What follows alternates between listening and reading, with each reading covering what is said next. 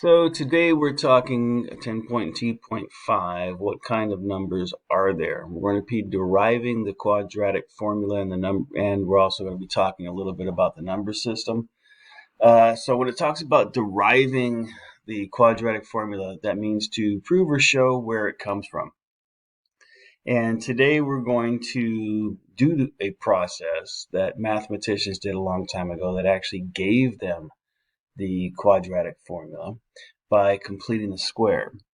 And then through that, we're also going to learn about a new kind of number, which is an imaginary number, which is going to allow us to answer the question,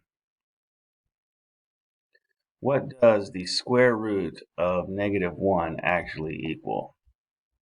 And the answer is that imaginary number. So the derivation of the quadratic formula, which means where does it come from? Where did you derive that? Is usually what folks will probably, what is your derivation?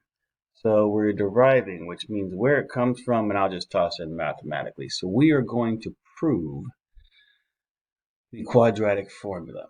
And there is a section in the math notes in today's lesson. It was back in 9.1.2. There's one way that we got it. Today we're going to do it by completing the square. And we are going to start with the equation in standard form. So this is where we start with, and it equals 0, just like we would.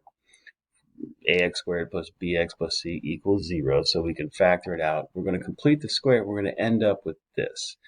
And you know all the little pieces about it, but we're going to put it all together and prove that if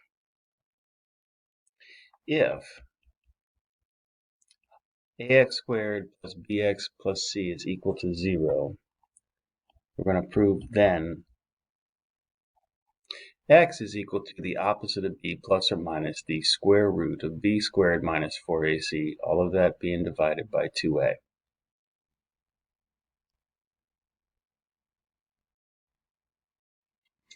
So we are going to prove the following, that if ax squared plus bx plus c is equal to 0, then x is equal to the opposite of b plus or minus the square root of b squared minus 4ac all over 2a. So now that we know what we got to do, we are now going to prove that if a times x squared plus b times x plus c is equal to 0, then x must equal the opposite of b plus or minus the square root of b squared minus 4ac all over 2a. So in order to isolate the x, which is what we need, we have an x with this x squared, which is a times x, but we have an x with the a, we have an x with the b. There's no x with this c. So we're going to subtract c to both sides to isolate the variable.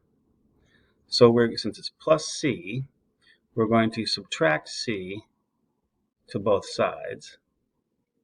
And that's going to subtract c, so this ends up subtracting out, and we get a negative c.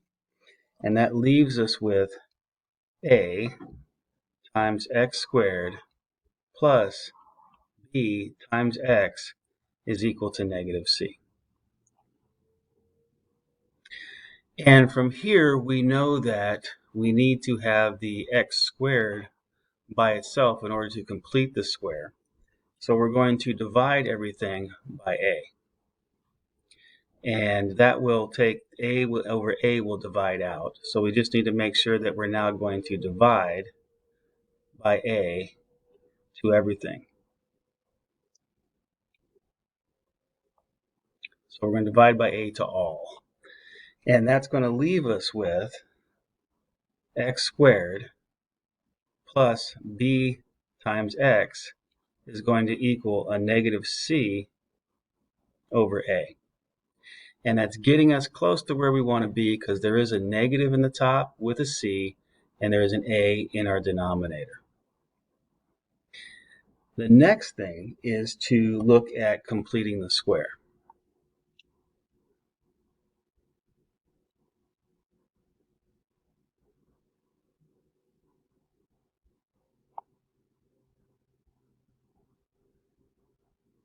And specifically, that square is going to be right here. So we have to figure out what is going to go into this thing that is a perfect square. And the way we've been doing that in the past is a little note that we know of, is that we take this, oops, sorry, I forgot one thing. We divided everything by a, so that leaves us with x squared plus b over a x. Careful with that. So getting back to it, we know that we would take half of whatever is multiplied by x.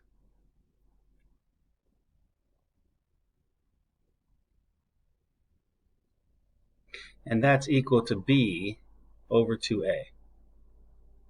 So this ends up being in here, but it's also going to be squared because we have to square it, because it's when you end up factoring, if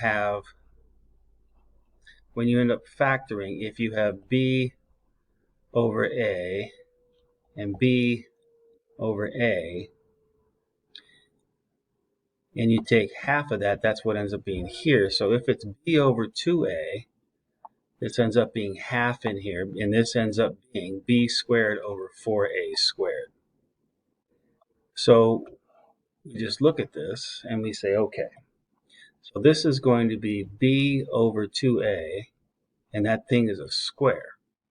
And since we added that to one side, we then have to add that to the other.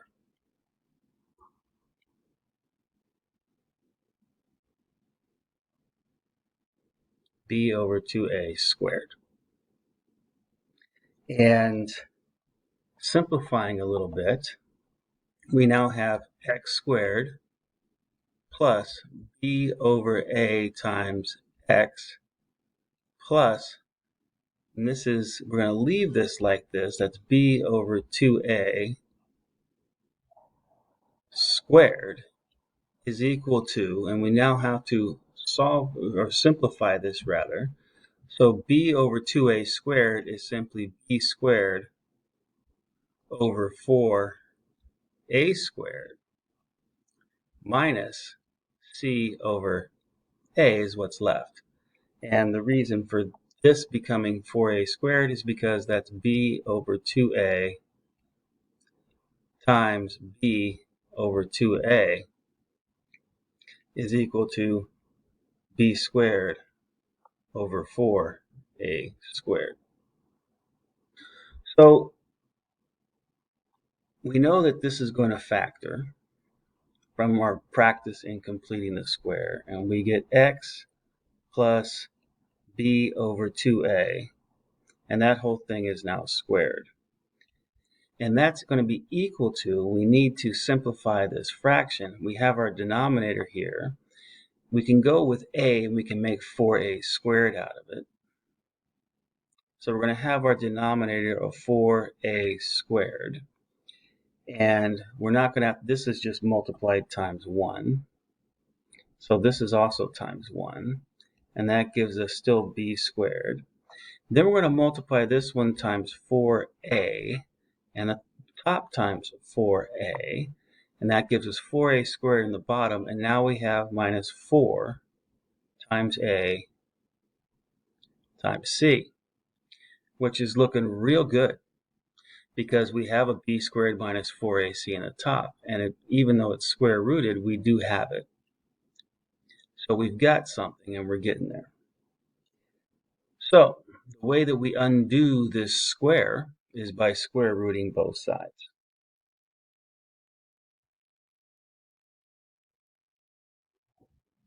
So now we're going to take the square root to both sides. We're going to square root to both sides, which means everything. So if we square root this,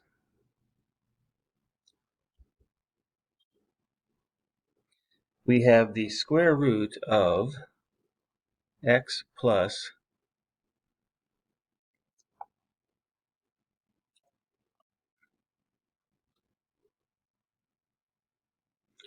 b over 2a, and all of that is being squared, and the square root of b squared minus 4ac all over 4a squared. And this whole thing is getting square rooted.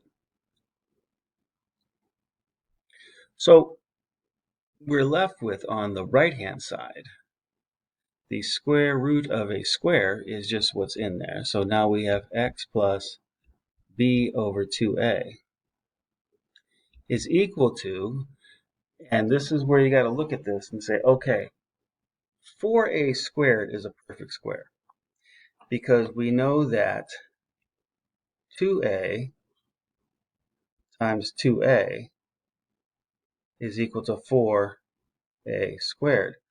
So that part can come out. And that just leaves us with 2a in the bottom because it's the square root of the top divided by the square root of the bottom. And then we're going to leave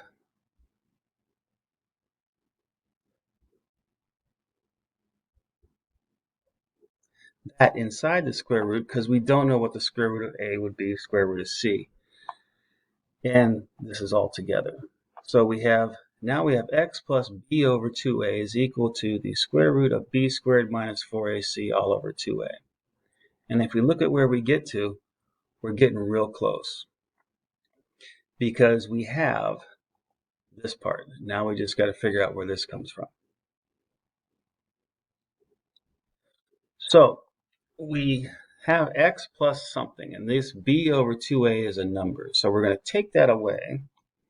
We're now going to subtract we're going to subtract b over 2a, and we're going to do that to both sides. That's what we're doing now. And if we take b over 2a away from both sides, on one side, we're just left with x. And we're getting close. And so we take away this b over 2a. So we're just going to go minus b over 2a here. And then this is still here. But since this is also a square root, don't forget that's also a plus and a minus.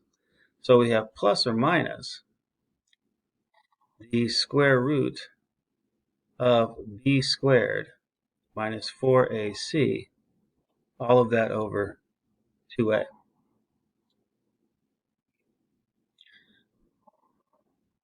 So these two have the same exact denominator. So we can simplify that a little bit.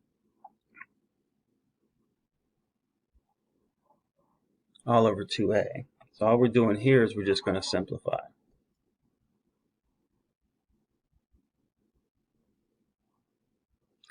And since these both are common denominators,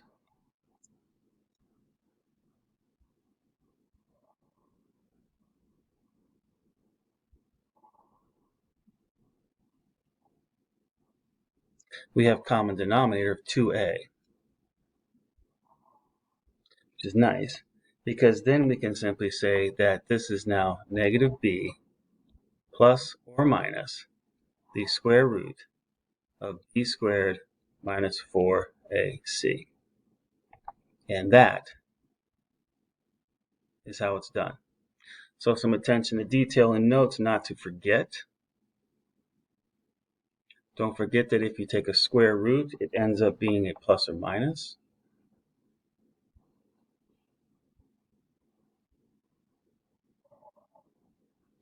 And there we go. That is the proof for the quadratic formula or equation.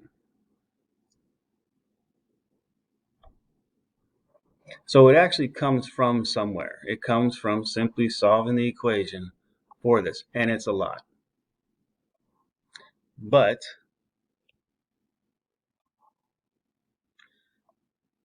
if you take your time with it and practice, you'll get there. There is a nice example in the book, if you wish to look at it, which helps simplify it. That is the proof.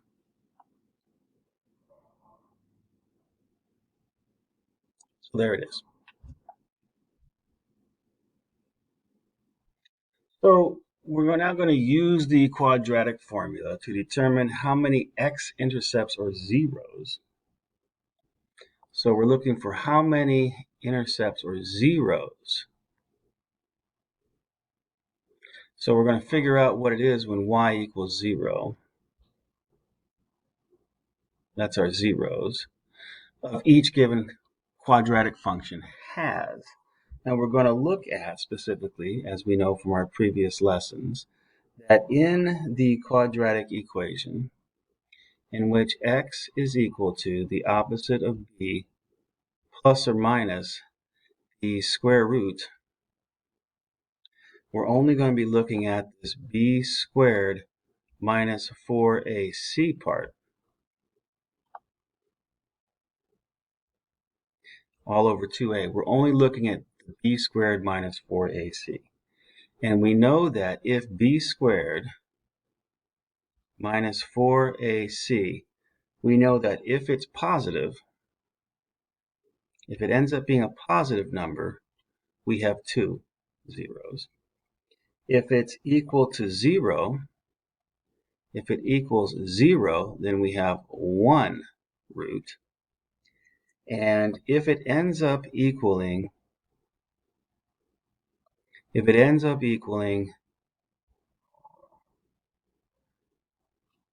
negative number, we have no real roots.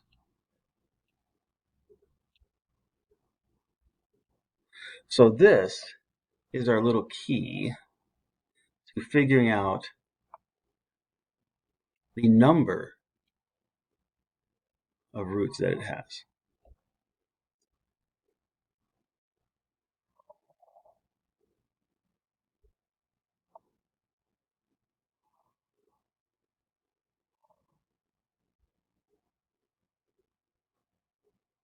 So this is our key. And we're going to call that the determinant key.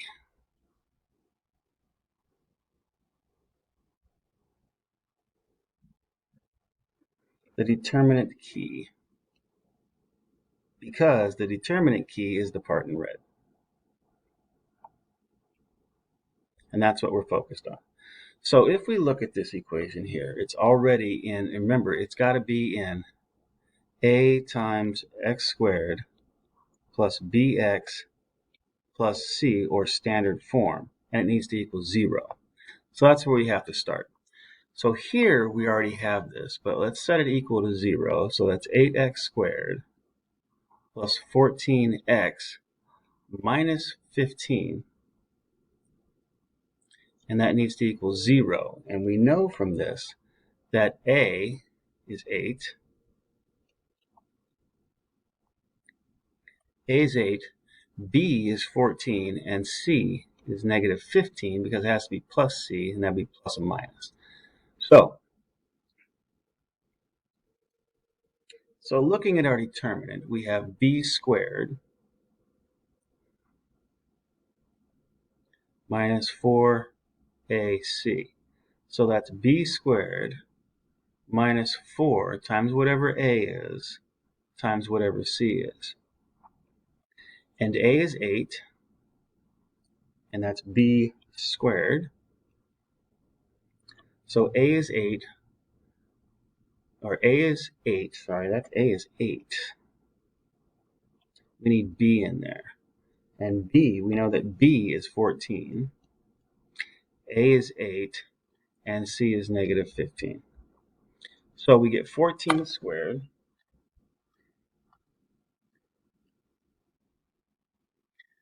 minus 4 times 8 times 15.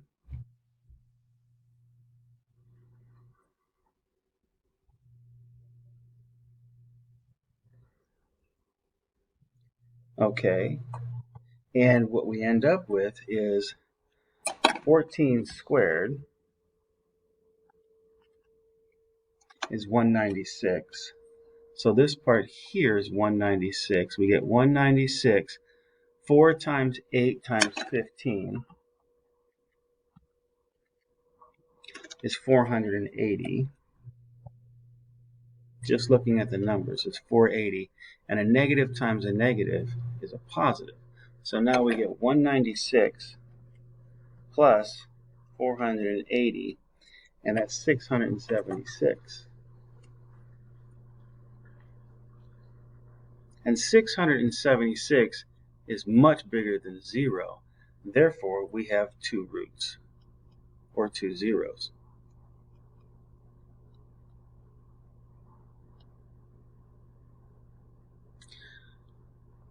So if we look at our second problem, it's not in ax squared plus bx plus c. It's not in standard form, so we have to get it to standard form. And we can do that by taking away this minus 3. So if we take away a minus, that's the same thing as adding 3 to both sides. So if we add 3 to both sides, we're going to get a plus 3, and that's going to equal y. And then we can rearrange this and just go 0.5 times x squared plus 8x plus 3, and it needs to equal 0 to start. So we have 0.5 x squared plus 8x plus 3 is equal to 0. And now we can see that a is going to be 0.5, b is 8, and c is 3. So if we just look at this part of b squared minus 4ac, we get b squared minus 4 times a times c. And b is 8, a is 0.5, and c is 3. And we know that 8 squared is 64. And that's 64. And 4 times, just looking at the numbers here, 4 times 0.5 is 4 times a half, which is 2 times 3, which is 6. And we still have a minus. And 64 minus 6 is 58. 58 is greater than 0. So we're going to have two zeros.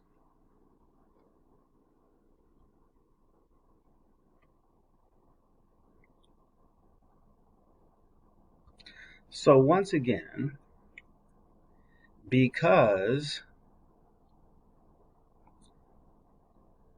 676 was greater than 0, and 58 is bigger than 0, we have two zeros for both of these because our determinant was greater than 0.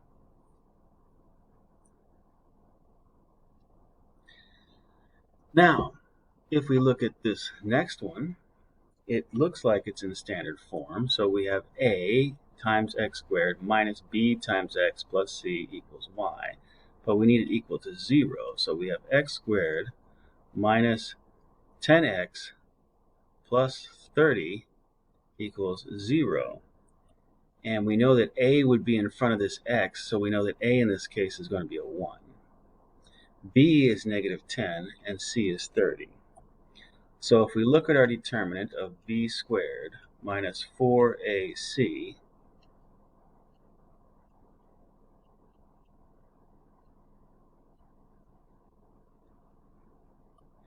we get b is negative 10, a is 1, and c is 30. So negative 10 times negative 10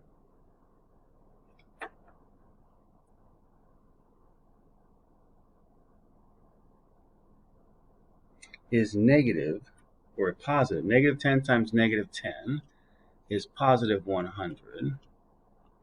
And we have 4 times 30 is 120, and it's subtracted. We end up with negative 20, and negative 20 is less than 0. Therefore, we are going to have no real roots, or no zeros.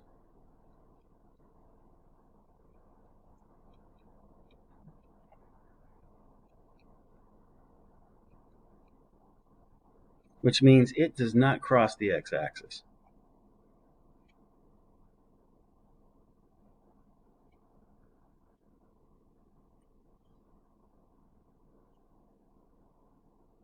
So because that is smaller than 0 or negative, we have no real roots and no zeros.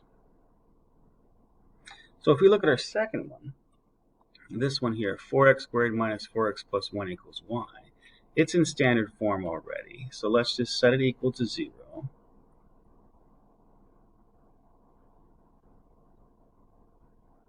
And we can see that a is 4, b is negative 4, and c is 1.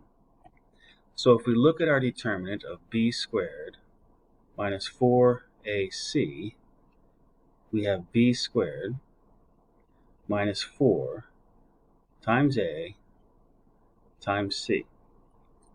b is negative 4, a is 4, and c is 1. So working that through, negative 4 squared is 16. 4 times 4 times 1 is 16, and we subtract them and we get 0. And 0 is equal to 0. And we know that if 0 is equal to 0, then we are going to have, according to this, 1, 0.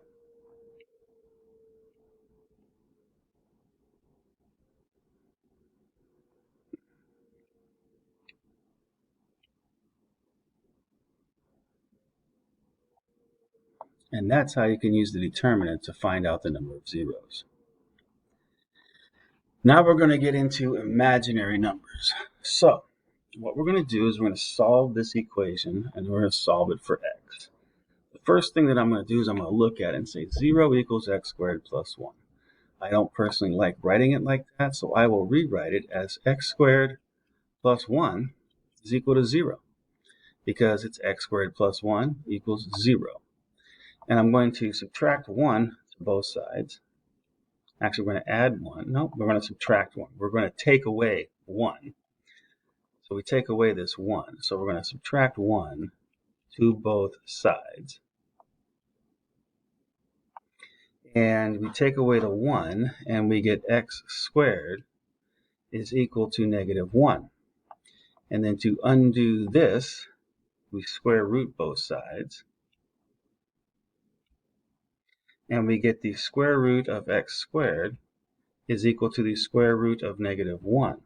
The square root of a square leaves us with x, so x is equal to the square root of negative 1. And the big question is, what do we do with something like that? And that bothered people for years. It doesn't need to bother you anymore. So by the 1500s, people trying to solve equations like the ones we've done that didn't have real number solutions, which created a whole new set of numbers. This new set of numbers is simply called imaginary numbers. And it's called that because the numbers that we usually use on a regular basis are called the real numbers, because they exist in the real world. And they have this symbol like this of real numbers. And then all of a sudden, they ended up with a rule that everything has a square root, or just like what we just saw, what if you have this type of equation? What do you do with this? And the answer is, well, since all the numbers we already know are called the reals, they needed to come up with something else. So much like we have positive and negative integers, we have positive numbers, and we also had negative numbers. We use this idea of looking at the word real, and since positives and negatives are opposite, real and the opposite of real is simply imaginary. So they came up with this idea of imaginary numbers because imaginary is just the opposite of real.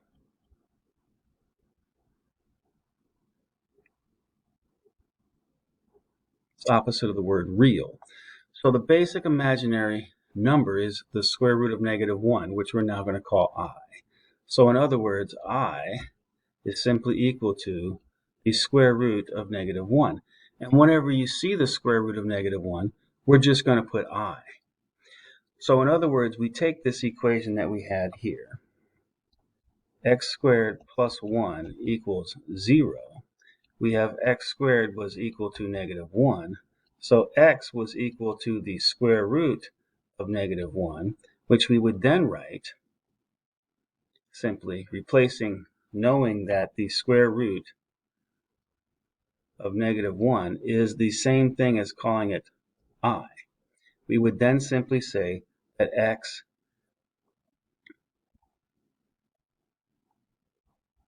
is equal to I. And that's all you got to do. So that's how we're going to write that and work with that.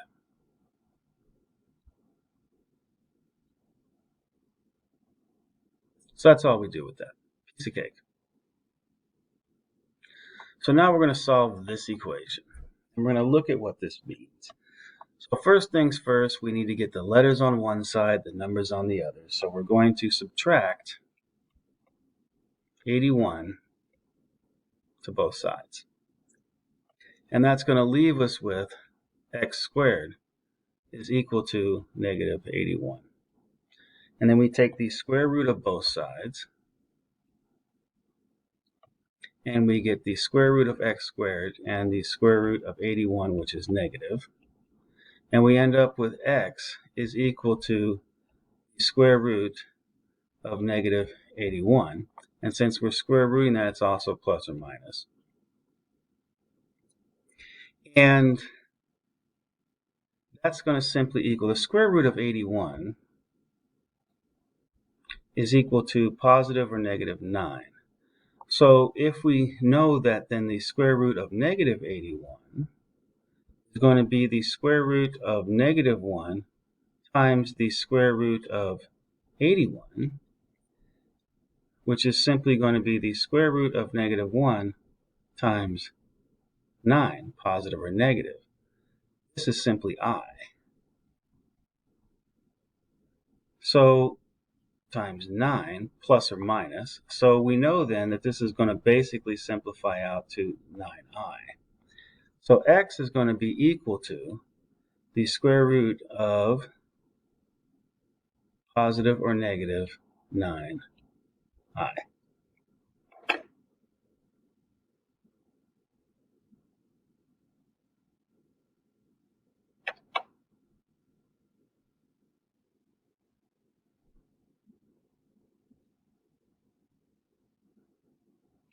So there we are. So now let's try to put this all together. Remember that the quadratic formula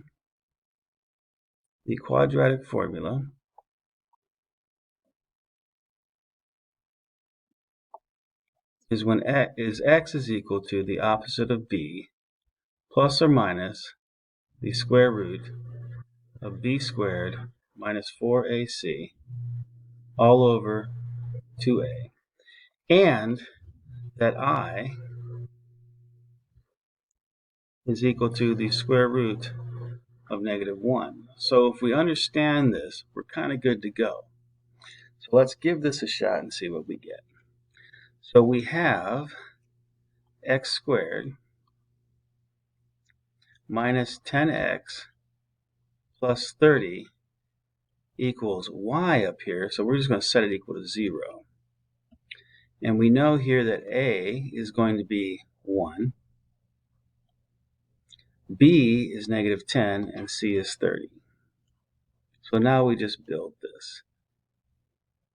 So we have the opposite of b, which is 10, plus or minus the square root of b squared, which is negative 10. Sorry, that's a negative there. Minus 4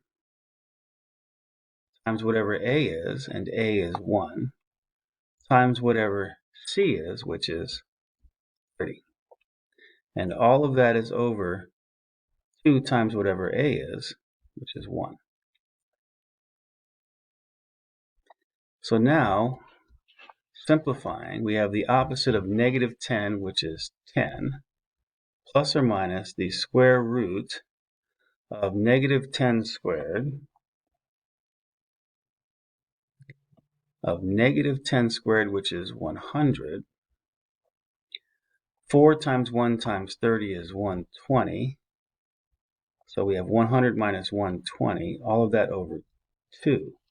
So now we get x is equal to 10 plus or minus the square root of negative 20 all over 2. And the question is now, what do you do with this? Well, we know that the square root of negative 20 is equal to the square root of 20 times the square root of negative 1. And we know that negative 1 is now being called I.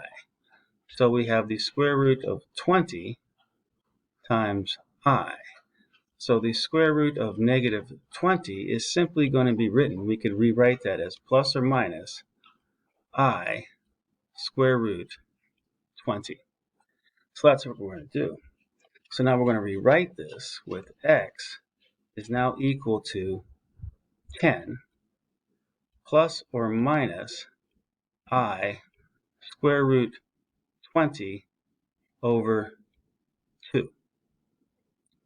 So just so in case you're feeling a little bit strange, we have this down here, which we know are two solutions, 10 plus the square root of negative 20 over 2 and 10 minus the square root of negative 20 over 2. And we can rewrite that using our knowledge of the imaginary numbers now as this. These two are pretty much equivalent. It just means that this one here is actually a little more solvable because we don't have to worry about the square root of negative 20 anymore. We just put that in as I using this understanding here. So these are just some notes on I, which gave us this. So if we were to solve this further, we would simply say x is equal to 10 plus I square root 20 divided by 2, or x can equal 10 minus I square root 20 over 2. But you don't have to.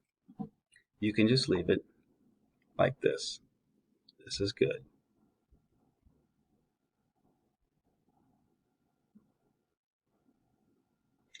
So I'm recommending you read the math notes in this lesson or simply do a real good copy of this page because this lays out our number system that we now know today.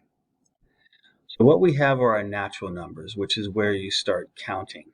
So if I say, hey, start counting, most people start at 1, 2, 3, 4. Those are called our natural numbers because we naturally start counting them.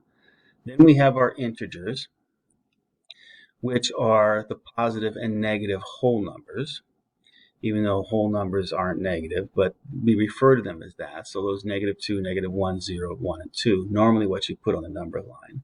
Then we have the rational numbers, which are our fractions, which are in between the integers. Then we have our real numbers, which include rational and irrational numbers.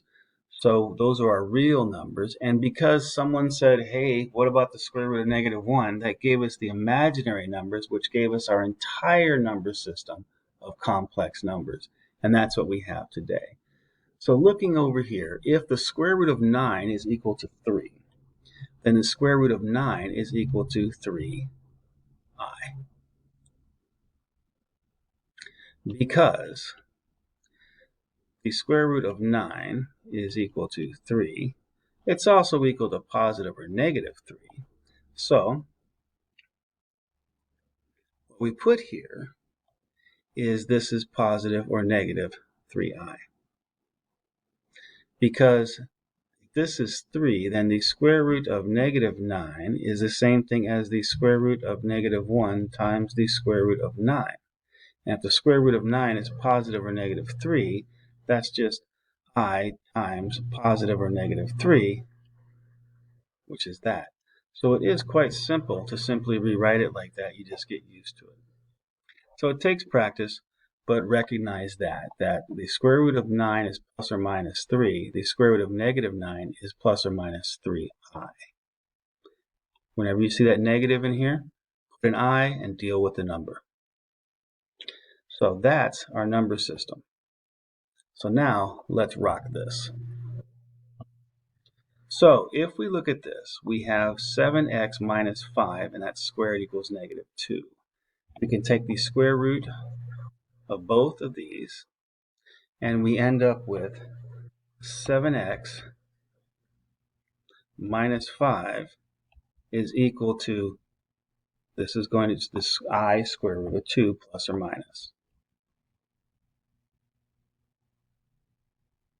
That's all you got to do. And then we're going to add 5 to both sides to subtract that, to get rid of this 5. And we end up with 7x is equal to 5 plus or minus I times the square root of 2. Then we divide by 7. Everything from this point is the same. X is equal to 5 plus or minus I times the square root of 2. All of that divided by 7.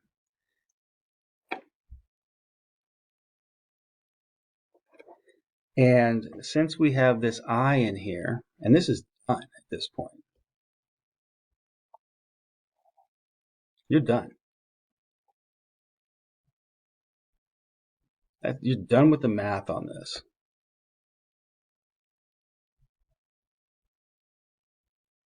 But the question up here that we have to answer is, what are the solutions?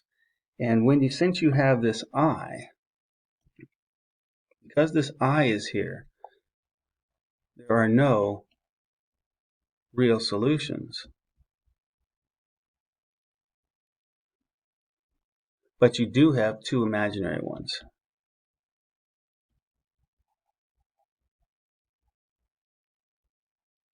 There are two imaginary solutions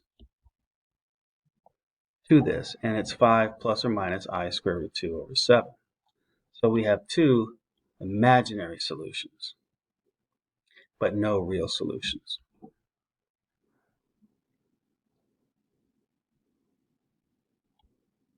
So that's the introduction to imaginary numbers. Please don't forget the review and preview, and stay healthy and stay informed.